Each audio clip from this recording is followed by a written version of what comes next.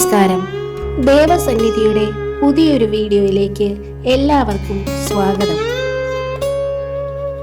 ഇന്ന് നമ്മൾ ദർശനം നടത്തുന്നത് പത്തനംതിട്ട ജില്ലയിലെ തിരുവല്ലയിലുള്ള കവിയൂർ ശ്രീ മഹാദേവ ക്ഷേത്രത്തിലാണ്. പ്രധാന പ്രതിഷ്ഠ ശിവപാർവതിമാരാണെങ്കിലും ഉപദേവനായ ഹനുമാന് വളരെയധികം പ്രസിദ്ധിയാണിവിടെ. കവിയൂർ ക്ഷേത്രത്തിന്റെ വിശേഷങ്ങളിലൂടെ നമുക്ക് യാത്ര തുടരാം. വാസ്തുശില്പപരമായ പ്രത്യേകതകളുടെ അടിസ്ഥാനത്തിൽ കേരളത്തിലെ ഏറ്റവും പുരാതനമായ മഹാക്ഷേത്രങ്ങളിലൊന്നായി ഗവേഷകർ ഈ ക്ഷേത്രത്തെ വിശേഷിപ്പിക്കുന്നു.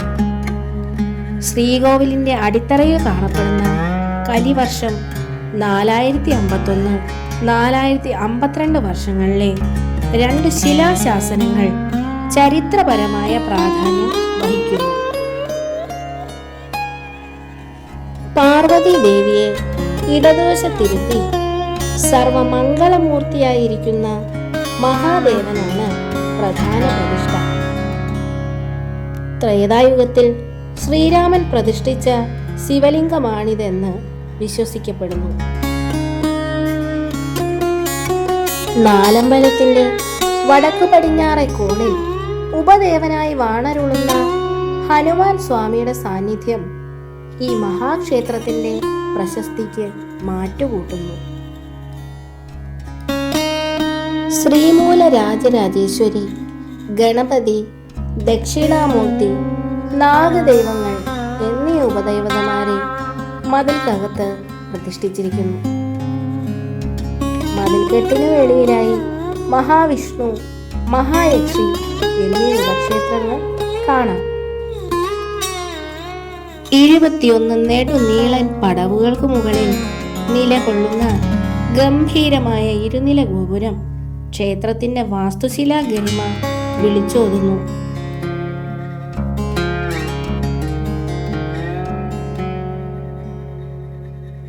കിഴക്കേ ഗോപുരവാതിൽ കടന്നാലുടൻ പ്രവേശിക്കുന്നത് സുദീർഘമായ ആനക്കൊട്ടിലിലേക്കാണ്.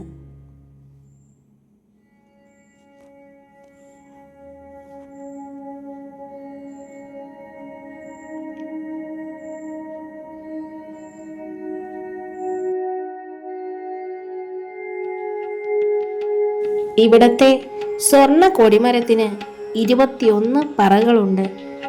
വെടിപ്പോടെ കരിങ്കൽ പാകിയിട്ടുള്ള പ്രദക്ഷിണ വഴിയും നമുക്കിവിടെ കാണാം.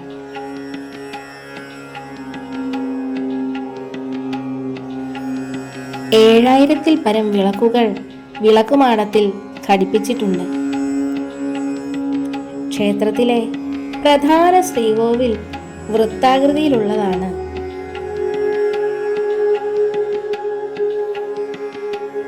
ശ്രീകോവിലിന് 44 കഴുക്കോലുമുണ്ട്. മുകളിൽ സ്വർണ്ണ താഴികക്കുടം. സർവതോഭദ്ര മാതൃകയിലാണ് ശ്രീകോവിൽ നിർമ്മിച്ചിരിക്കുന്നത്. 4 വാതിലുകളുള്ള വട്ട ശ്രീകോവിലാണ് ഈ മാതൃക കൊണ്ട് അർത്ഥമാക്കുന്നത്.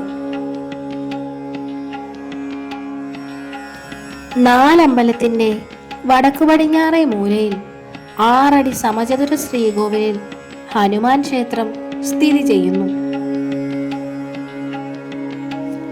രാമേശ്വരം ക്ഷേത്രത്തിന്റെ ഉത്ഭവ കഥയുമായി സാദൃശ്യമുള്ള കഥയാണ് കവിയൂർ ക്ഷേത്രത്തിനുമുള്ളത്. രാവണവധം കഴിഞ്ഞ് സീതാ ലക്ഷ്മണന്മാർക്കും വാനരപ്പടകളോടുമൊപ്പം അയോധ്യയിലേക്ക് മടങ്ങും വഴി ശ്രീരാമൻ പ്രതിഷ്ഠിച്ചതാണ് ഇവിടുത്തെ ശിവലിംഗമെന്നാണ് ഐതിഹ്യം. പുഷ്പക വിമാനത്തിലിരുന്ന് താഴെയുള്ള പ്രദേശത്തിന്റെ മനോഹാരിത കണ്ട് ശ്രീരാമനും പരിവാരങ്ങളും കവിയൂരിൽ ഇറങ്ങിയെന്നും ശിവപ്രതിഷ്ഠയ്ക്ക് ഉത്തമ സ്ഥലമാണെന്ന് കണ്ടെത്തുകയും ഉത്തമ ശിവലിംഗം കണ്ടെത്തി വരുവാൻ ഹനുമാനെ നിയോഗിക്കുകയും ചെയ്തു. ശുഭമുഹൂർത്തമെത്തിയിട്ടും ഹനുമാൻ മടങ്ങി വരാഞ്ഞതിനാൽ മണ്ണും ദർഭയും ചേർത്ത് ഒരു ശിവലിംഗം നിർമ്മിച്ച് രാമൻ പ്രതിഷ്ഠ നിർവഹിച്ചു. മടങ്ങിയെത്തിയ ഹനുമാൻ തന്റെ പ്രയത്നം വിഫലമായതിൽ ദുഃഖിതനായി എന്ന് മനസ്സിലാക്കിയ രാമൻ താൻ പ്രതിഷ്ഠിച്ച ശിവലിംഗം മാറ്റി ഹനുമാൻ കൊണ്ടുവന്നത് പ്രതിഷ്ഠിച്ചു കൊള്ളുവാൻ പറഞ്ഞു. അതിശക്തനായ ഹനുമാന് പക്ഷേ രാമൻ പ്രതിഷ്ഠിച്ച ശിവലിംഗം ചലിപ്പിക്കുവാൻ പോലുമായില്ല. ശ്രീരാമൻ പ്രതിഷ്ഠിച്ച ക്ഷേത്രത്തിൽ മഹത്വം മനസ്സിലാക്കി അദ്ദേഹത്തിന്റെ അനുമതിയോടെ ഹനുമാൻ ആ സന്നിധിയിൽ നിത്യവാസം ആരംഭിച്ചുവെന്നും ആ ദേശത്തിന് കവിയൂര് എന്ന പേര് വന്നെന്നും പറയപ്പെടുന്നു. കവിയൂര് പിന്നീട് ലോപിച്ച് കവിയൂരായി എന്നുമാണ് ഐതിഹ്യം.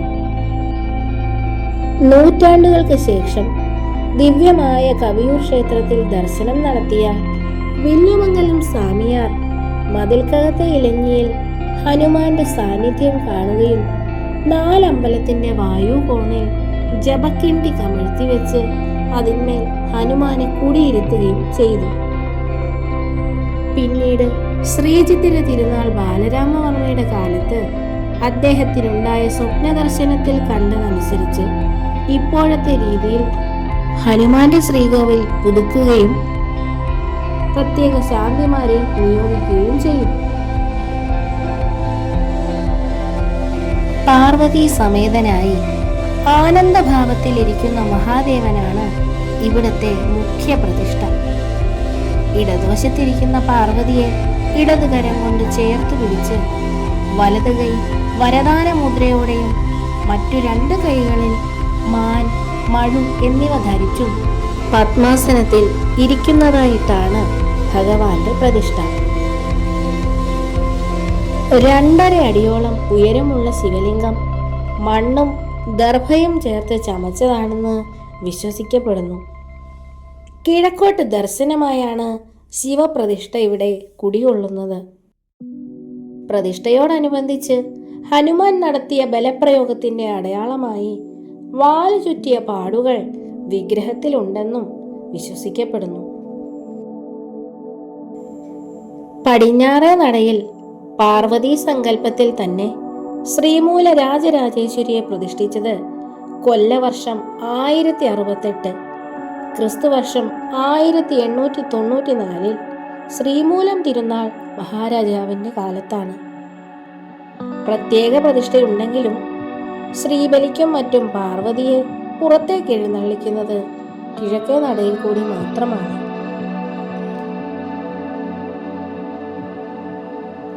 തെക്കേ നടയിൽ ദക്ഷിണാമൂർത്തിയുടെയും ഗണപതിയുടെയും സങ്കല്പത്തിൽ പ്രതിഷ്ഠകളുണ്ട്.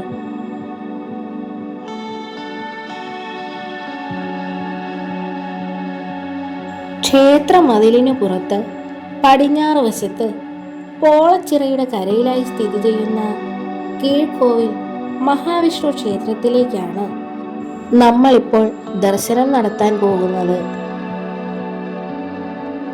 ചതുർബാഹുവായ മഹാവിഷ്ണുവാണ് ഇവിടെ പ്രതിഷ്ഠ. പരശുരാമനാണ് ഈ ക്ഷേത്രത്തിൽ പ്രതിഷ്ഠ നടത്തിയതെന്നാണ് വിശ്വസിക്കുന്നത്.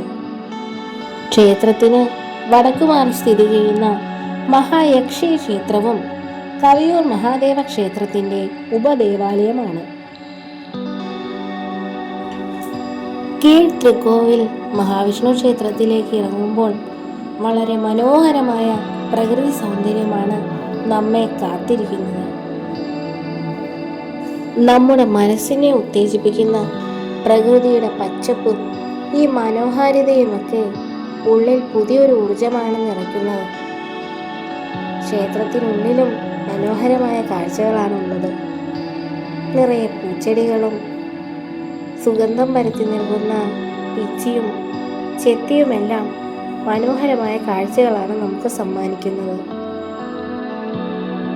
സമാധാനപൂർണവും ശാന്തവുമായ ഒരു അന്തരീക്ഷവും ഈ ക്ഷേത്രം നമുക്ക് പ്രദാനം ചെയ്യുന്നു.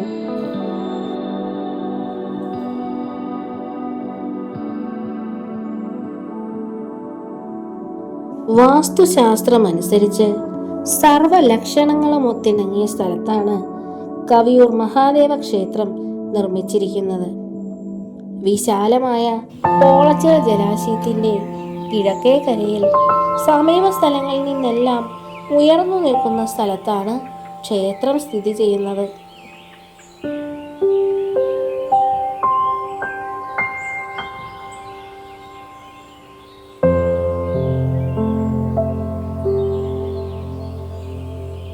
കേരളീയ വാസ്തുശില്പ ശൈലിയുടെ സമസ്ത ചൈതന്യവും കവിയൂർ മഹാദേവ ക്ഷേത്രത്തിൽ സംഗമിക്കുന്നു.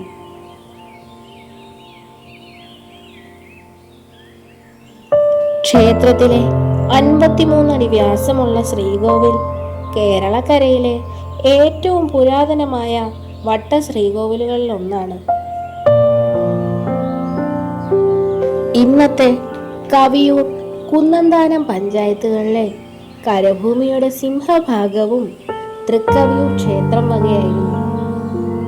അപൂർവവും അമൂല്യവുമായ അനേകം തിരുവാഭരണങ്ങൾ തൃക്കവിയൂരപ്പനുണ്ട്. സ്വർണപ്രഭാമണ്ഡലം, സ്വർണത്തിൽ തീർത്ത ആനച്ചമയങ്ങൾ, സ്വർണക്കുടങ്ങൾ, രത്നമാലകൾ എന്നിവ ഇക്കൂട്ടത്തിൽപ്പെടും. 17-ാം നൂറ്റാണ്ടിൽ നിർമ്മിച്ച ഈ ക്ഷേത്രത്തിലെ ശില്പങ്ങൾ ഭാരതത്തിൻ്റെ ഇതിഹാസങ്ങളായ മഹാഭാരതത്തിലെയും രാമായണത്തിലെയും കഥകൾ ചിത്രീകരിക്കുന്നു.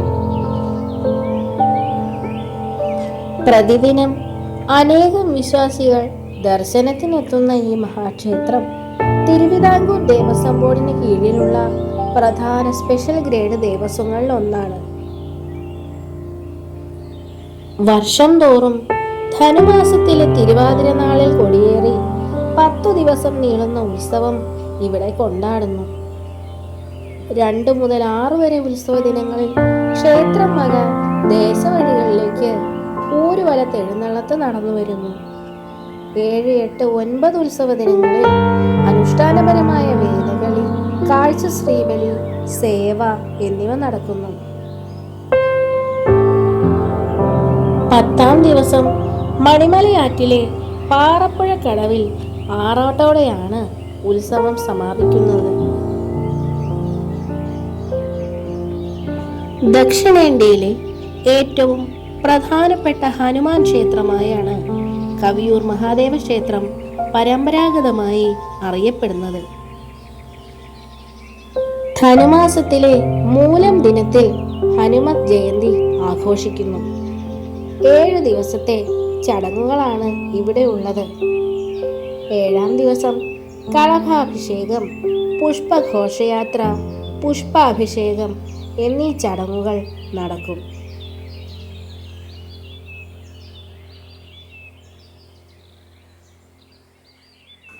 കൊല്ലവർഷം 1068 പടിഞ്ഞാറേ നടയിൽ ശ്രീമൂല രാജരാജേശ്വരിയുടെ പ്രതിഷ്ഠ നടന്നതിൻ്റെ ഓർമ്മയ്ക്ക് നടത്തുന്ന ഉത്സവം ഉത്രട്ടാതി തിരുനാൾ എന്നറിയപ്പെടുന്നു. ദേവിയുടെ തിരുനാളോടനുബന്ധിച്ച് വിശേഷാൽ പൂജകളും ആനപ്പുറത്ത് എഴുന്നള്ളത്തും നടക്കും. ശിവരാത്രി വളരെ വിപുലമായ അനുഷ്ഠാനങ്ങളോടെയാണ് ഇവിടെ ആചരിക്കുന്നത്. അർദ്ധയാമ പൂജയ്ക്ക് ശേഷം നടക്കുന്ന വിളക്കിനെഴുന്നള്ളിപ്പിന് ക്ഷേത്രത്തിന്റെ അധീനതയിലുള്ള 8 കരകളുടെ പ്രതിനിധികൾ ചേർന്ന് ദീപക്കാഴ്ചയൊരുക്കും.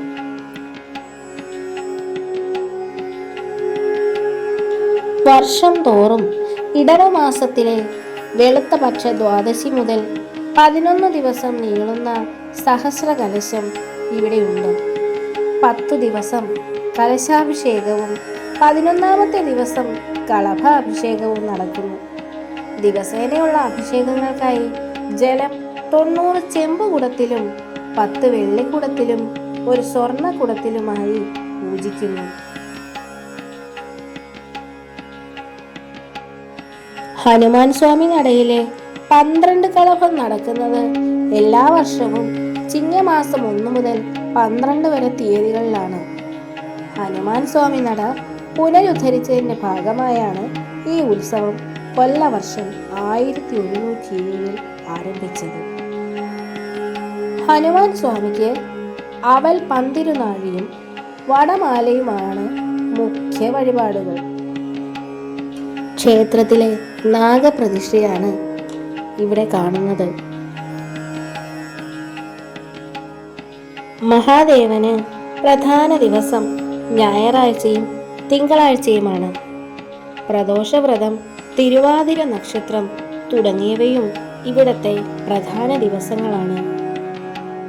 ഹനുമാന് ശനിയാഴ്ചയാണ് ഇവിടത്തെ പ്രധാന ദിവസം.